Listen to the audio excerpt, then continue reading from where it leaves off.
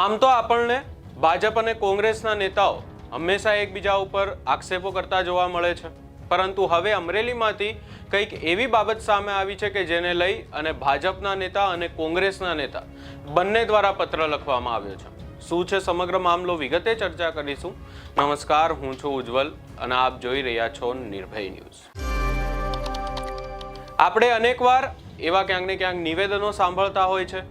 રોજ ને રોજ અનેક વાર એવી બાબતો સામે આવતી હોય છે કે જ્યાં રોડનું કામકાજ ચાલતું હોય અને રોડના કામકાજમાં યોગ્ય કાર્યવાહી નથી કરવામાં આવતી, ડાયવર્ઝન બરાબર નથી આપવામાં આવતું અને આ બાબતને લઈ અને અનેકવાર અકસ્માત પણ સર્જાતા હોય છે, લોકોને પોતાનું જીવ ગુમાવવું પડે છે. ત્યારે હવે આવી જ બાબતને લઈ અને અમરેલીમાંથી પ્રતાપ દુધાતે એક પત્ર લખ્યો છે મુખ્યમંત્રી ભૂપેન્દ્ર પટેલને. આ પત્રમાં શું લખવામાં આવ્યું છે એની જો ચર્ચા કરવામાં આવે તો સૌપ્રથમ તો આ પત્ર લખવામાં આવ્યું છે પ્રતાપ દુધાત દ્વારા અને અહીંયા ક્યાંક ને ક્યાંક આ પત્રમાં લખવામાં આવ્યું છે, આનો જે વિષય છે કે કઈ બાબતને લઈને આ મુખ્યમંત્રીને પત્ર લખવામાં આવ્યું એની જો ચર્ચા કરવામાં આવે તો અહીંયા લખવામાં આવ્યું છે કે અમરેલી જિલ્લામાં અમરેલીથી કાંકરેજ સ્ટેટ હાઈવે વાઇન્ડિંગ સાથે રોડ પહોળા કરવાની કામગીરીમાં રોડ સેફટી, ડાયવર્ઝન તથા કામોમાં ગેરરીતિ બાબતે આ પત્ર લખવામાં આવ્યો છે. અહીંયા એક વાત તમને જણાવી દઈએ કે આ જ બાબતને લઈ અને અમરેલીના જે ભાજપના પ્રમુખ છે તેમના દ્વારા પણ ક્યાંક ને ક્યાંક આ વાતને લઈને પત્ર લખવામાં આવ્યો છે. એ પત્ર સાંસદને લખવામાં આવ્યો છે, આ પત્ર મુખ્યમંત્રીને લખવામાં આવ્યો છે. અહીંયા લખવામાં આવ્યું છે કે સવિનય સહ ઉપરોક્ત વિષય અન્વયે જણાવવાનું કે અમરેલી જિલ્લામાં અમરેલીથી લીલિયા વચ્ચે સ્ટેટ હાઈવેના વાઇન્ડિંગ તથા રોડ પહોળા કરવાની કામગીરી ચાલુ છે, જે 2 પેકેજ હેઠળ કરવામાં આવી રહી છે. આ આખી બાબતને લઈને જો કામની વાત કરવામાં આવે, આ રોડને લઈને જો વાત કરવામાં આવે તો આનું ખાતમુહૂર્ત એ મુખ્યમંત્રી ભૂપેન્દ્ર પટેલ દ્વારા જ કરવામાં આવ્યું હતું. અહીંયા વધુમાં લખવામાં આવ્યું છે કે પેકેજ 1 એટલે કે 2 પેકેજની અંદર આ કામ થઈ રહ્યું છે. સૌપ્રથમ લખવામાં આવ્યું છે કે પેકેજ 1 અંતર્ગત અમરેલીથી અંદાજે 6 કિલોમીટર લાળાવદર સુધીની કામગીરી એક એજન્સી દ્વારા કરવામાં આવી રહી છે, જેમાં આપ શ્રી સાહેબ દ્વારા ખાતમુહૂર્ત પણ કરવામાં આવેલું હતું. અહીંયા આ વાતનું ક્યાંક ને ક્યાંક એક લખવામાં આવ્યું છે કે મુખ્યમંત્રી ભૂપેન્દ્ર પટેલ દ્વારા આખી બાબતને લઈ અને ખાતમુહૂર્ત કરવામાં આવ્યું હતું. આ કામને 2.5 વર્ષથી વધુ સમય પસાર થવા છતાં આજ દિન સુધી પૂર્ણ કરવામાં આવેલ નથી. રોડ પર રાખવામાં આવેલ ડાયવર્ઝનને કારણે છેલ્લા 2.5 વર્ષથી સ્થાનિક લોકો ધૂળ, આરોગ્યની સમસ્યા તથા ભારે અસુવિધાનો સામનો કરી રહ્યા છે. વધુમાં રોડ સેફટીના નિયમો મુજબ ડાયવર્ઝનનું સંચાલન કરવામાં આવેલ નથી અને કામગીરી પણ નિયમો અનુસાર થતી નથી એવી વાત કરવામાં આવી છે. અહીંયા જો આખી બાબતને લઈ અને એક વાત કરવામાં આવી છે કે 2.5 વર્ષથી વધુનો સમય થઈ ગયો છે, પરંતુ હજી સુધી આ કામ પૂરું કરવામાં નથી આવ્યું. બીજો પેકેજ જે છે એની અંદર કહેવામાં આવ્યું છે કે પેકેજ 2 અંતર્ગત લાલાવદરથી લીલિયા સુધી બ્રિજ તથા સીસી રોડની કામગીરી ચાલી રહી છે, જેમાં પણ જરૂરી રોડ સેફટી વ્યવસ્થાઓ જાળવવામાં આવતી નથી.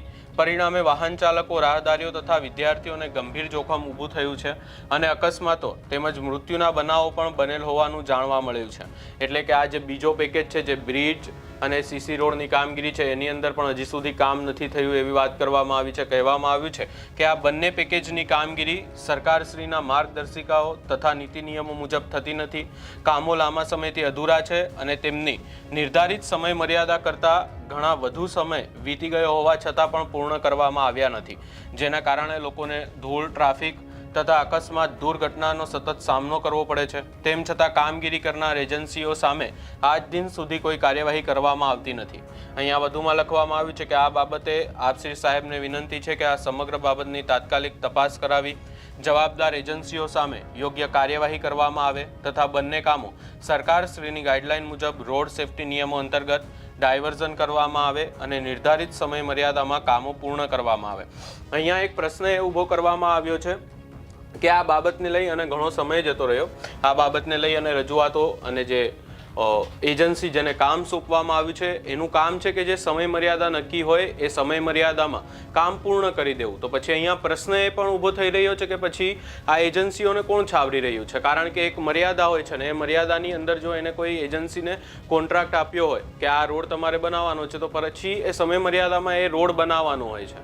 વધુમાં અહીંયા આ જ બાબતને લઈ અને સાંસદને પણ પત્ર લખવામાં આવ્યો છે અને આ પત્ર લખવામાં આવ્યો છે ધર્મેશ દેસાઈ, એ યુવા જે આગેવાન છે ભાજપ તાલુકાના.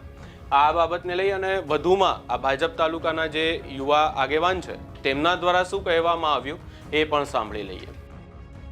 નામ જણાવો અને ગઈકાલે જે ઘટના બની શું ઘટના હતી અને આ રોડ ઉપર જે સેફટી નથી આખી વાત કરજો ને. મારું નામ ધર્મેશ દેસાઈ છે. મારું ગામ સલડી છે, અહીંયા સ્થાનિક જ છીએ અમે. ગઈકાલે સાંજે 8:30 વાગે આજુબાજુ આમથી એક બાઇક સવાર આવતા હતા અને એ અહીંયા પુલમાં નીચે પડી ગયા હતા અને એ સરિયો જે છે એ માથામાં આરપાર નીકળી ગયો હતો. પછી ગ્રામજનો દ્વારા અમે રેસ્ક્યુ કર્યા, એક ભાઈને બોલાવીને ગ્રાઇન્ડર મશીન લઈને સરિયો કાપ્યો અને સરિયાની સાથે જ એને 108માં અમરેલી વધુ સારવારથી ખસેડવા આવ્યા હતા.